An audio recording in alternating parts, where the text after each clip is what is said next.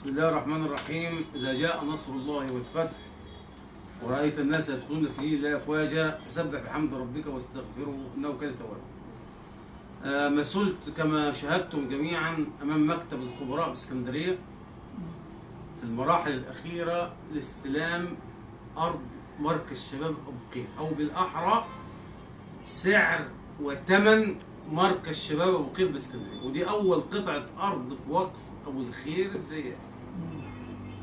ثمنها أثناء مناقشة الخبراء 345 مليون جنيه.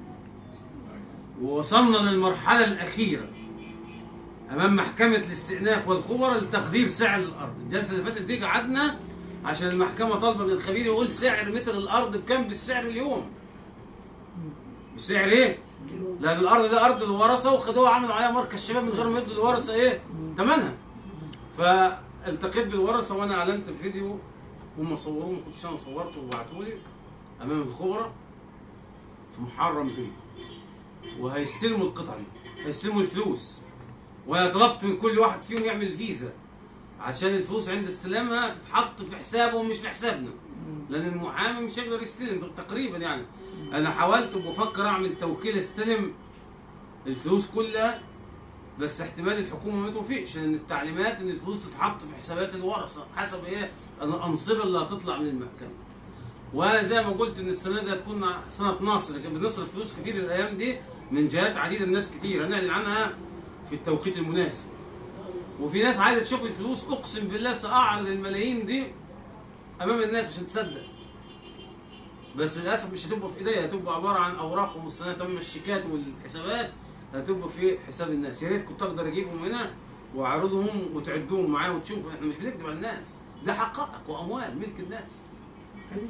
بالمناسبة دي بيشرفني وقف ورثة خزبردي الشهير بجبل الأنصار، ده وقف كبير جدا فيه 1350 فدان. الورثة ده جزء لسه هنشتغل فيه، والباقي ناخد حكم الأول إن إحنا الورثة والمستحقين، ثم بعد كده نشوف باقي الأرض. برضه من خلال الفيديو ده بطمن ورثة الأمير علي كتغدى القيصري. قرب الكاميرا شوية. ده حكم يسجل بأحرف من نور. مكتب عبد الرشيد أحمد المحامي مع إسماعيل المحامي رحمه الله، أمير التابعي وآخرين، وتامر شاكر. محكمة دمياط حكمت المحكمة لدول إنهم ياخدوا تركة وأرض وقف الأمير علي كتغدى القيصري. حكم طازة. الحكومة متمثلة في وزارة الأوقاف استأنفت الحكم ده في اليوم 39، كان فاضل يومين ويبقى فات ميعاد الاستئناف، ونصرف مليارات من غير كذب من بره مصر مش من جوه مصر. 16 حكم بإيداع أموال بلغت قيمتها 300 مليون ريال سعودي في مكة للناس دول.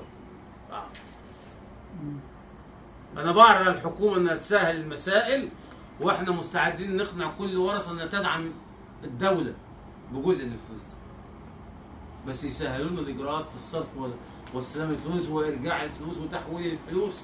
مش كل ما نيجي نحول فلوس يقول لك الفلوس جت منين؟ طب ما جت بحكم قضائي. لا، ثانية. ثالثا، عيلة خزبردي أو جابر الأنصاري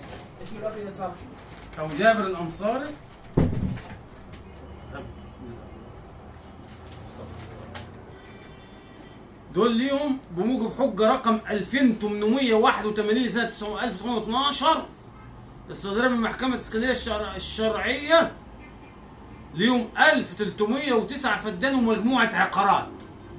احنا لو خدنا حكم هنستلم فلوس مش هنستلم وقف، حسب أنصبة كل عيلة. فرع فلان مثلا طلع لنا 300 مليون أو 500 مليون، الفرع ده ليه 200 مليون، يفضل نازل لحد آخر ورثة. الفرع ده ليه 100 مليون، وهكذا يفضل الإرث يتنقل من جيل لجيل لحد ما نوصل للي هيصرف إيه فعلا. دي حقائق. أتحدى أي مخلوق على ظهر الأرض يكذب الحقائق دي. ده أوراق بتيجي من عند الحكومة. الحكم ده طالع من عند الحكومة وطالع من عندي. ده حكم محكمة. بيقول الناس ده اليوم تركة وهم أصحاب التركة. إحنا لا بنكذب ولا بنضحك ولا بنضحك على حد. ده أوراق بيقول يا حكومة الناس دول ورثه الاعلامات والوراثه بتاعتهم، ودي الحجه ادونا الفلوس دي. يروح القاضي اللي عنده ضمير يحكم للناس اللي هم الورثه. قاض في الجنه وقاضيان في النار. نسال الله ان تكون كل قضايانا امام قاضي الجنه. لان الحكومه ممثله في وزاره العدل الايام اللي فاتت بتحارب العداله، رفعوا رسوم التقاضي 500%. عايزين ينهبوا من صوم. انا يهمني حكومه ولا يهمني دوله؟ انا راجل قانون لا اخشى في الله لومة لائم. فاحنا نقابه المحامين قامت بموقف شجاع عظيم، ومنعت المحامين من التعامل مع وزاره العدل وسداد فلوس للوزاره. بدانا بمحاكم الاستئناف عشان نسدد لهم اي مليم. كان في اليوم بيدخل للدوله مليار جنيه من المحامين. دلوقتي مش هيلاقوا يقبضوا القضاة ولا المستشارين ولا الموظفين. اوعوا تحاربوا المحامين، ستخسروا لانهم اصحاب قضيه واصحاب فكر. واي محامي وطني شريف لا يمكن يشارك الدوله في ظلم المواطنين وظلم الناس. لان الفلوس دي مين بيدفعها؟ الناس بتدفعها، المحامي مش هيدفعها فلوس. اي ضرائب اي زياده المواطن الغلبان هو اللي بيتحمل هذه الالام، واحنا مش عايزين كده. قبل ما اختم حديثي، حد عايز يقول حاجه من موقف خزبردي؟ عايز عشان هتكلم عن حاجات تانية. حد عايز يقول حاجه؟ عايز تقول؟ اي حد ليه تعقيب يقول. استاذه طيب هنقول بعض قرارات عشان الناس تعرف قضاياها وصلت لحد فين. وقف رضوان ابو الشوارب. قررت المحكمه تاجيل نظر الدعوه لورود المذكرات الخدميه المرفوعه من مجد محمد الفولي. وقف علي علام اتأجلت 27/4 لورود أصل الصحيفة المعلنة. وقف محمد إبراهيم أفندي سليم. وقف إبراهيم أفندي سليم فادي عبد الكريم إبراهيم 27/4. وقف عبد الهادي الجوهري اتأجلت 27/4 للمستندات وللحجة الشرعية. حسين بيك شاكر 27/4 للمستندات والحجة الشرعية. أحمد كتغدة مستحفظان لنفس القرار. وقف الياسجي 27/4 للمستندات والحجة الشرعية. وقف محمد شمس محمد سراج الدين أحمد سكرنو 27/4 للحجة الشرعية. وقف عائشة خاتون سعد إبراهيم برضه مؤجلة 27/4 للحجة الشرعية.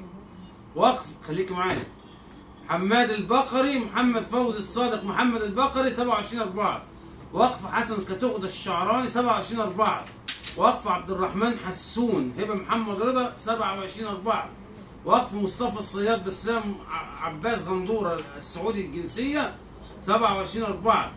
وقف احمد محمد حسن المليجي مؤجل لادخال بعض الورثه. وقف الست مباركه احد فروع الست مباركه مؤجله لتصحيح شكل الدعوه وادخال بعض الخصوم. علي بك النقور برضه اعلنت عنها قبل كده. لا دول اعلنت عنها مرتين. انا عايز الجداد 16/4 من اول شهر 4.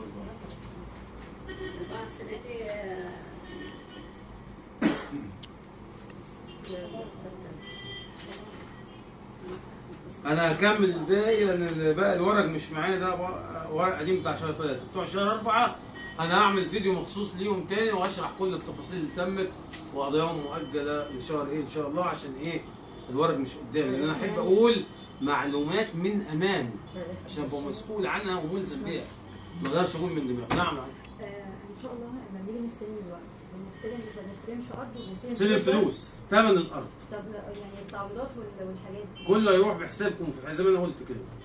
بس ادعوا لنا ربنا يوفقنا ان شاء الله. خلال 15 يوم الدعوه هتكون اترفعت وتحدد لها جلسه. تتكتب كتابه صحيحه وقانونيه، وفي اول جلسه نطلب التصريح باستخراج الحجج الاصليه عشان نفوت الفرصه على الاعيب الخبراء والدوله انهم بيعطلوا الفصل في القضايا. يقول لك هات لي الورقه الفلانيه، هات لي، انا هجيب لك المطلوب وغير المطلوب كمان. فان شاء الله ربنا يوفقنا، واسال الله تعالى ان يهيئ لنا من امرنا رشدا. شكرا لحسن استماعكم، والسلام عليكم ورحمه الله وبركاته. والاتصال 010 20 30 35 18 010 176 700. دي ارقام تليفوناتي. ايوه. طبعا اللي اتصل بيا واللي جيني ما ردتش ما يتصلش اكتر من مرتين، لان هبقى مشغول جدا وانا هعرف وارجع له بعد كده. او لو حد بعت رساله على الواتس وما شفتهاش او ما ردتش عليها بسرعه برضه يصبر، او على اي صفحه من صفحاتي. هي المسائل بتاخد وقت، انا بيجيني الاف الرسائل والاتصالات ما اعرفش ارد عليها في يوم واحد، ببقى بالليل كل يوم برد على شويه منهم. فارجو من الله ان يوفقنا واياكم لما يحب ويرضى. والسلام عليكم ورحمه الله وبركاته.